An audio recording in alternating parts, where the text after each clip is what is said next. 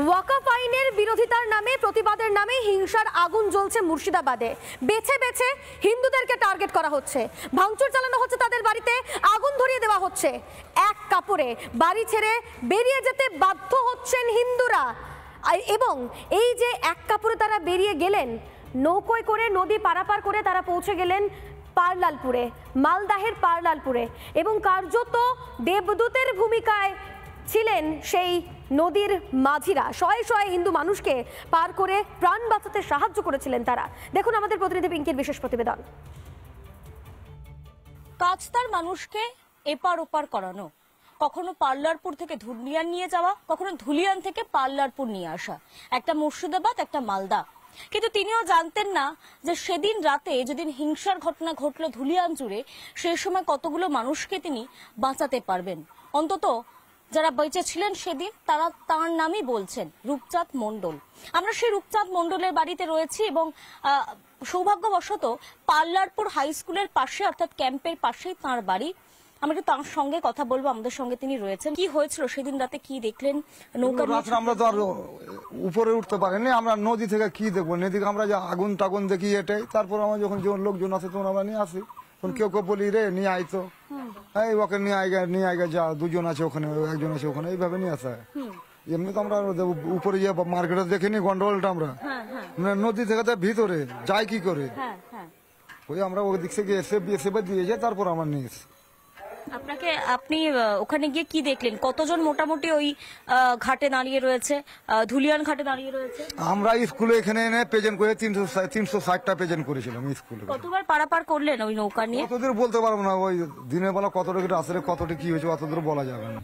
ধুলিয়ানে যেদিন হামলা হলো, যেদিন এক জামা কাপড়ে কার্যত বহু মানুষ পালিয়ে আসতে বাধ্য হয়েছিল মালদাতে, মালদার পার্লালপুরে, সেই সময় একাধিক নৌকা, সেখানে রূপচাঁদ মণ্ডল ছিলেন, বীরু চৌধুরীর মতো একাধিক মানুষজন ছিলেন যারা তাদের নৌকাতে করে বহু মানুষকে মুর্শিদাবাদ থেকে মালদায় এপারে যে বৈষ্ণব পাড়া বা যেটাকে পার্লালপুর হাই স্কুলের ঘাট বলা হয়, সেই ঘাটে এনে পৌঁছে দিয়েছিলেন।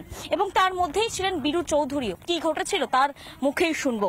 দাদা, ঘটনার দিন কটা বাজে যে সময় আপনারা খেয়াল করলেন ওখানে প্রচুর মানুষ দাঁড়িয়ে রয়েছে? ঘটনাটা কি হয়েছিল আপনি বলুন। ঘটনাটা হয়েছিল যে এইগুলা থেকে শ্মশান ঘাট অব্দি আগুন খালি জ্বলছিল। ঠিক আমার ওই পারটাই হচ্ছে মুর্শিদাবাদ, ধুলিয়ান। হ্যাঁ, তো ধুলিয়ানের যে অঞ্চলটা, ধুলিয়ানের অঞ্চলের চারদিকে তারা দেখতে পাচ্ছেন বাড়িঘর দর জ্বলছে, আগুন জ্বলছে। এই ছবিটাই আপনারা দেখছিলেন? হ্যাঁ, এই পার থেকে দেখছিলেন? এই পার থেকে দেখছিলাম। তারপর কি হলো?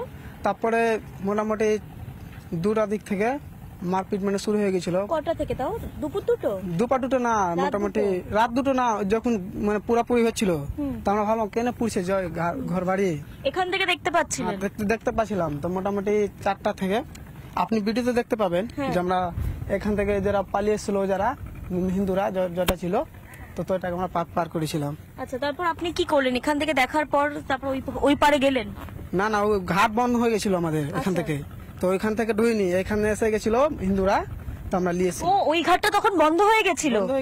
ওরা বন্ধ করে দিয়েছিল? মোটামুটি 2 খেওয়া বা 3 খেওয়া গেছিল, তো বন্ধ হয়ে গেছিল। আরো তো মানুষজন ছিলেন যারা, আরো মাঝি ভাইরা ছিলেন। ওরা মানে ভিডিওতে বানিয়েছে, দেখতে পাবেন। ওটা গুজব নয় তার মানে? ওই যে সবাই দাঁড়িয়ে আছে, ঘাট ভর্তি করে মানুষজন আসছে, ওটা গুজব নয়, ওটা ফেক ভিডিও নয়? না, ওটা ফেক ভিডিও নয়, ওটা অরিজিনাল ভিডিও আছে সব। মুর্শিদাবাদ থেকে মালদায় আসার জন্য কার্যত হুড়োহুড়ি পড়ে গিয়েছিল সে রাতে। বিএসএফ এর তরফ থেকে মাঝিদের বলা হয় যতজনকে সম্ভব ততজনকে নিয়ে যান। এবং ঠিক তার উল্টো পারে রয়েছে মুর্শিদাবাদের ধুলিয়ান। মুর্শিদাবাদের ধুলিয়ানে একদিকে যখন পকেটে ফায়ার জ্বলছে কিংবা আগুন জ্বলছে দেখতে পাচ্ছেন তারা, সেই সময় তারা বুঝতে পেরেছিলেন কিছু একটা সমস্যা ঘটেছে, কিছু একটা ঘটনা সেখানে ঘটছে। তারপর তারা নিশ্চিত হলেন যখন তারা দেখলেন যে 500রও বেশি মানুষ জমায়েত হয়েছেন মূল ঘাটে। সেদিন বিএসএফ এর তরফ থেকে সাহায্যের হাত বাড়িয়ে দেওয়া হয়েছিল ঠিকই, কিন্তু যারা মাঝি ভাইরা ছিলেন তারাও প্রাণের তোয়াক্কা না করে, যে সময় মুর্শিদাবাদে ধুলিয়ান জ্বলছে সেই সময় প্রাণের তোয়াক্কা না করে তারা এতগুলো মানুষকে এপারে করেছিলেন, এপারে নিয়ে এসেছিলেন। তাদেরও হয়তো কৃতজ্ঞতা খানিকটা হলেও প্রাপ্য। ক্যামেরায় শোভনাথ পালের সঙ্গে পিঙ্কি অধিকারী, রিপাবলিক বাংলা। নানা ধরনের কন্টেন্ট দেখার জন্য লাইক করুন, শেয়ার করুন আমাদের ফেসবুক পেজ, সাবস্ক্রাইব করুন আমাদের ইউটিউব চ্যানেল। পাশাপাশি অন্যান্য ব্রেকিং নিউজের জন্য অবশ্যই চোখ রাখুন রিপাবলিক বাংলায়।